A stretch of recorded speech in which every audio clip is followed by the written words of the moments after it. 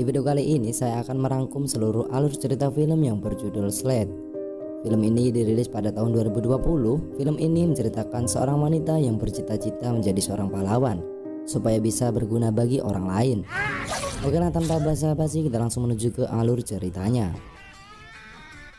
Di awal film kita diperlihatkan seorang anak kecil dan pengurus panti asuhan yang bernama Yeonhae, anak dari seorang pemabuk yang tidak mampu membesarkan anaknya. Maka dari itu ia dititipkan di panti asuhan.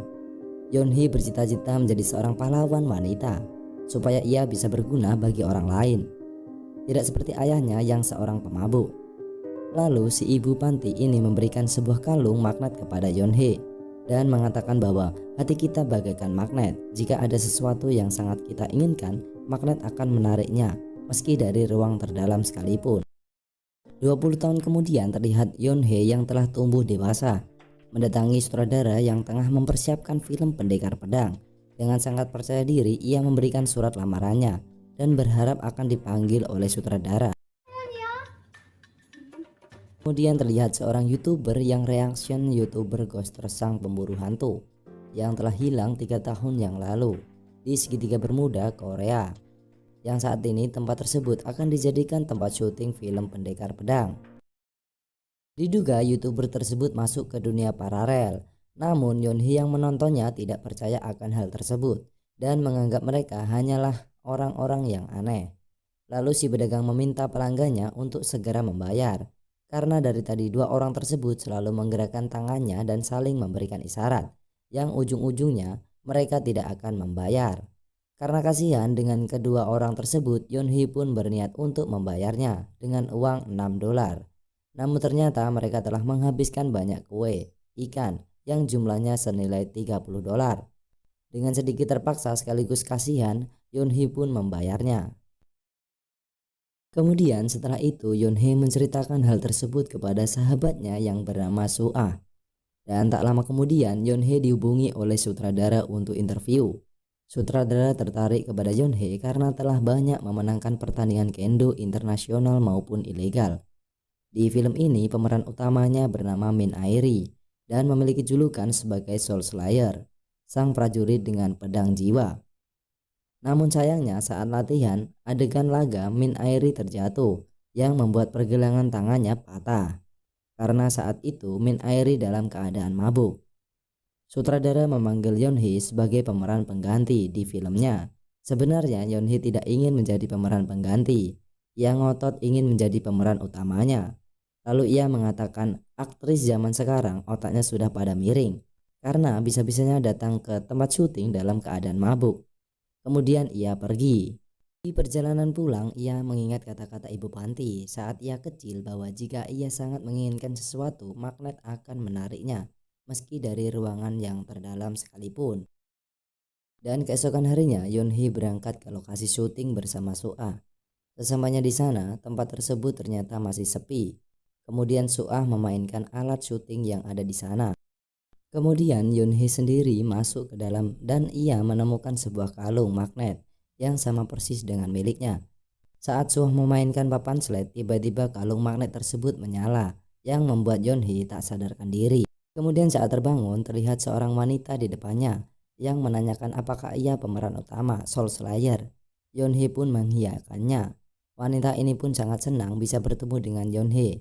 Wanita ini bernama Jina yang mengaku sebagai penguasa kota ini.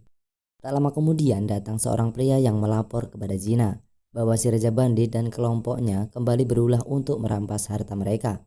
Jina pun segera bergegas ke TKP dengan membawa Yeonhae. Jina mengatakan kepada mereka bahwa Yeonhae ini adalah Soul Slayer, sang pengendali burung poenik dan pembunuh yang tak kenal ampun. Yeonhae yang tampak kebingungan, ia pun berakting di depan para bandit tersebut. Alhasil ia pun ditertawakan.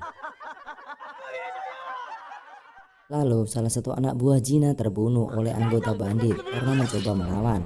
Kemudian Yeonhae dibawa oleh seorang YouTuber Ghoster untuk menghindari mereka. Yeonhae baru menyadari bahwa pria tersebut adalah seorang YouTuber Ghoster yang hilang 3 tahun lalu. Saat ia mau menghubungi Suah, ternyata tempat tersebut tidak ada sinyal. Ghoster tersebut menjelaskan kepada Yeonhae bahwa ia berada di dunia yang berbeda, yaitu dunia paralel. Sekilas memang tampak sama dengan dunianya, namun sejarah yang berbeda. Dan di sini bebas melakukan apapun karena tidak ada polisi. Namun Yonhee tidak mempercayainya dan menertawakan si Ghoster. 에이씨, 이걸 바보로 하네. Kemudian saat di luar, Yonhee melihat dua orang yang sedang bertarung dan tidak segan-segan untuk saling membunuh. Lalu ia melihat dua bulan di langit yang membuatnya percaya dengan ucapan si Ghoster. Lalu ia menanyakan bagaimana cara untuk keluar dari dunia paralel ini. Ghoster mengatakan ribuan orang ingin ke tempat tersebut, namun hanya mereka berdualah yang mampu ke tempat tersebut karena memiliki keinginan yang begitu besar untuk berada di tempat tersebut. Di sisi lain terlihat seorang bocil didatangi seorang pria, di mana pria tersebut adalah Soul Slayer yang sebenarnya. Sang prajurit dengan pedang jiwa sekaligus boneka burung ponik di bahunya. Ia menanyakan rumah penguasa desa ini, namun si bocil tidak menjawabnya karena ternyata ia bisu. Dan keesokan harinya, Yonhee melihat Suah yang dihajar dua orang bandit. Yonhee pun menolongnya.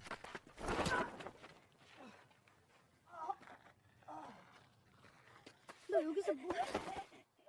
Wanita ini bukanlah Suah karena Yonhee berada di dunia paralel yang sekilas memang terlihat sama, namun memiliki sejarah yang berbeda. Dan tak lama kemudian datang sekelompok bandit lainnya. Dan dengan kemampuan bela diri yang dimiliki, para bandit itu dihajar oleh Yonhee hanya dengan seorang diri.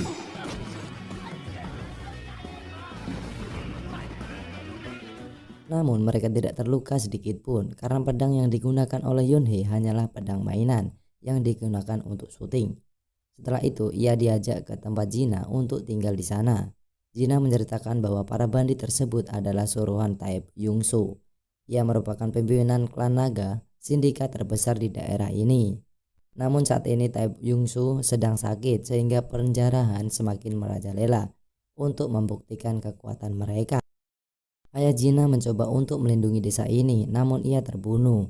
Taib Yungsu selalu menyiksa yang lemah sehingga satu persatu penduduk desa pergi. Maka dari itu, ia meminta Yonghwe untuk melindungi desa ini. Yonghwe pun sadar kenapa ia bisa di tempat ini, karena cita-citanya lah yang ingin menjadi pahlawan wanita sejak kecil. Keesokan harinya, anak buah Taib Yungsu mendatangi Yonhee. Lalu si Raja Bandit mengadu kepada The Priest yang merupakan bawahan Taib Yungsu karena ia telah dihajar oleh Yonhee. Namun inilah yang terjadi. The Priest diperintahkan oleh Taib Yungsu untuk merekrut Yonhee sebagai anggotanya. Jika ia tidak mau, maka penduduk desa akan dibantai dan dimasukkan ke dalam tong. Yonhee yang tidak takut dengan semua ancamannya menolaknya mentah-mentah. Mereka pun berlalu pergi untuk melapor ke Taib Yungsu. Dengan kebaikan hatinya, Yonhee melepaskan si Raja Bandit. Soul Slayer yang melihatnya mengira Yonhee telah menyamar sebagai dirinya. Di malam harinya, Ghoster merekam Yonhee yang sedang latihan untuk diupload saat kembali ke dunianya. Keesokan harinya, Yonhee didatangi salah satu anak buah Taib Yungsu, sehingga pertarungan pun terjadi.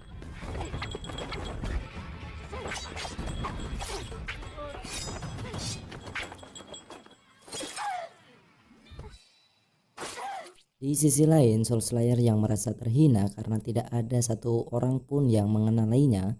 Yonhee sendiri di tengah sekarat karena luka tusukan yang terdapat bisa ular yang bisa membuatnya tewas. Dan singkat cerita, Jina didatangi oleh Philip yang merupakan anak buah ayahnya yang berkhianat. Ia memberikan penawar racun kepada Jina. Setelah meminum penawar tersebut, beberapa saat kemudian Yonhee tersadar. Kemudian si Raja Bandit sendiri berjanji akan mengabdi kepada Yonhee atas rasa terima kasihnya karena telah membebaskannya. Di sisi lain, Philip memberontak dengan membawa pasukannya.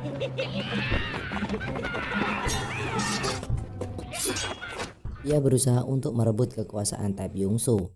Akan tetapi Taib Yungsu menghisap energinya dan merasuk ke dalam tubuh Philip. Mereka yang mengetahuinya pun seketika berhenti baku hantam. Jina sendiri telah mengetahui bahwa Yonhee bukanlah Soul Slayer yang sebenarnya. Tak lama kemudian datang seseorang yang memberitahukan bahwa Taib Yungsu telah mati. Semua penduduk desa pun merayakan atas kematian Taib Yungsu. Yonhee sendiri Yang sudah merasa tidak dibutuhkan lagi, ia berencana untuk kembali ke dunia dengan menanyakan caranya kepada Coaster. Yang ternyata satu-satunya cara untuk kembali yaitu menggunakan papan sled. Yonhee pun mencari papan tersebut dan tiba-tiba muncul Soul Slayer yang asli dengan membawa papan sled yang dicari oleh Yonhee. Soul Slayer mendapatkan papan tersebut dari temannya yaitu bocah bisu tadi. Soul Slayer akan memberikan papan tersebut jika Yonhee bisa mengalahkannya. Karena dia tidak suka jika ada seorang yang berpura-pura menjadi dirinya sebagai Soul Slayer. Kemudian Yonhee pun menerima tantangan sehingga terjadi pertarungan di antara mereka.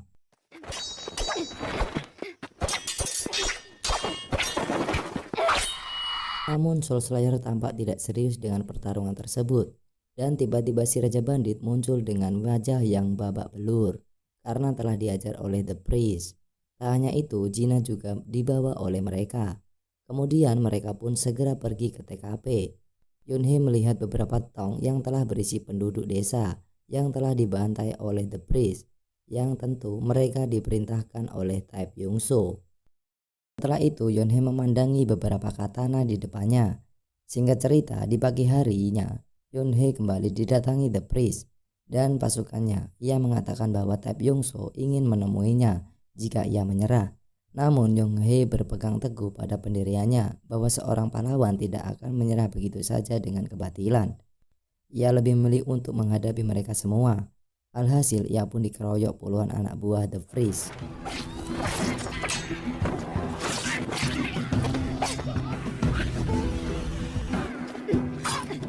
Dan dengan keahlian kendonya, Yonhee dapat mengalahkan mereka satu persatu.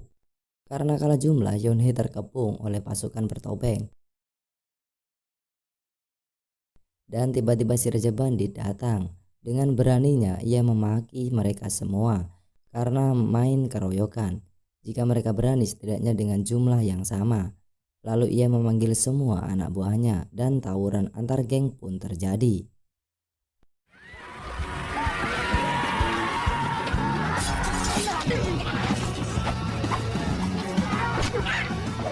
Kemudian di sisi lain, Raja Bandit memberikan alamat Tae Byung-soo kepada Yonhee untuk membebaskan Gina.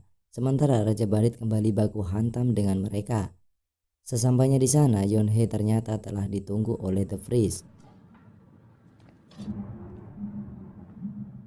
Dan saat itu juga Soul Slayer muncul di tengah mereka. Ia meminta Yonhee untuk pergi, lalu ia melemparkan kalung salib The Priest yang ditemukan di tempat pembantaian penduduk desa. Ia marah karena bocah yang selalu bersamanya ikut dibantai oleh The Priest dan pertarungan pun dimulai. Di sisi lain, Yonhee mencoba mencari Gina dan menemukannya dalam keadaan terikat. Lalu Tae Byung-soo muncul di depan Yonhee. Ia dapat bergerak secepat kilat dan mereka pun bertarung.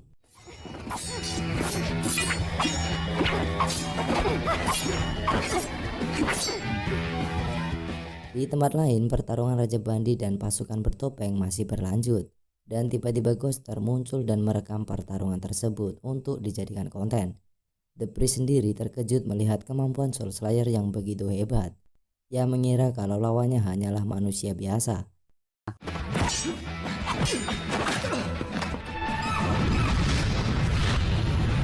Soul Slayer mengajar The Priest hingga sekarat.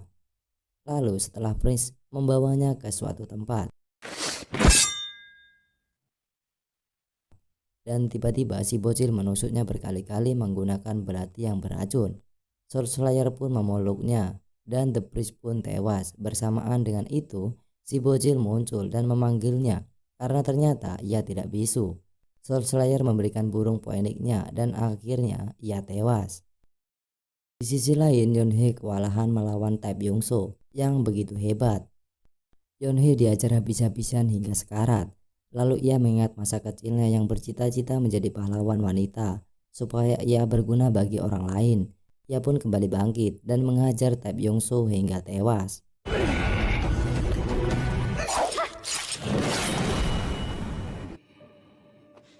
Setelah itu, ia pergi dari tempat tersebut bersama Gina. Terlihat Yonhee sudah tak sanggup lagi untuk berjalan.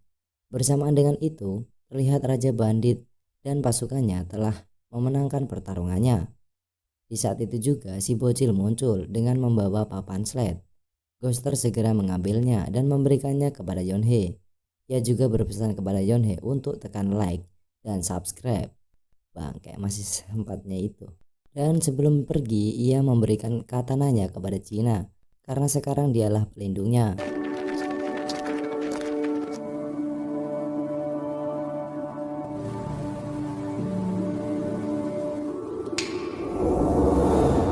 Setelah ia kembali ke dunia nyata, ia pun tanpa luka sedikit pun di tubuhnya. Bersamaan dengan itu, Su-ah menghampirinya karena ia terlambat untuk syuting. Ia bertemu dengan beberapa orang yang sama persis seperti di dunia paralel. Dan saat syuting film dimulai, ternyata pemeran utamanya juga mirip dengan Yonhee. Oke bosku, semoga terhibur